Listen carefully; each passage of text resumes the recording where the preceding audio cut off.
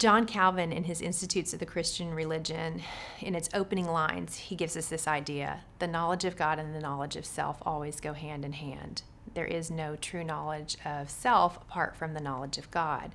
And what he's pointing out there is that when we don't have as our reference point God's attributes, then we're going to measure ourselves according to wrong measuring sticks.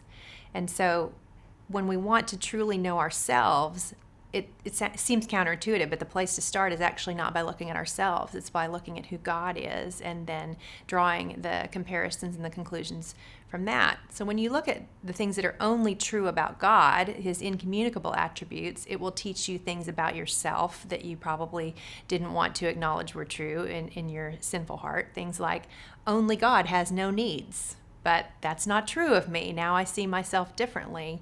And that, in fact, to say I don't have any needs is to call myself God in a way that is not right. But when you look at the communicable attributes and you see that God is infinitely loving, that makes you look at yourself with regard to how loving you are in a different manner. I am loving, sure, but I'm not infinitely loving. Not only that, there are a lot of areas where the example of the infinite love of God is calling me to a higher standard in my own life of extending love to those who he has placed in my spheres of influence.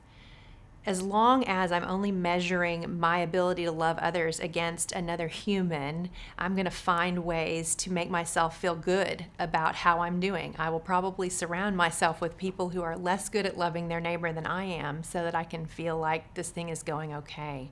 And that's why we desperately need a vision of who God is, so that we will use right measuring rods and understand that the thing that we're called to, while it is infinitely beyond us, it is something that is granted to us in increasing measure.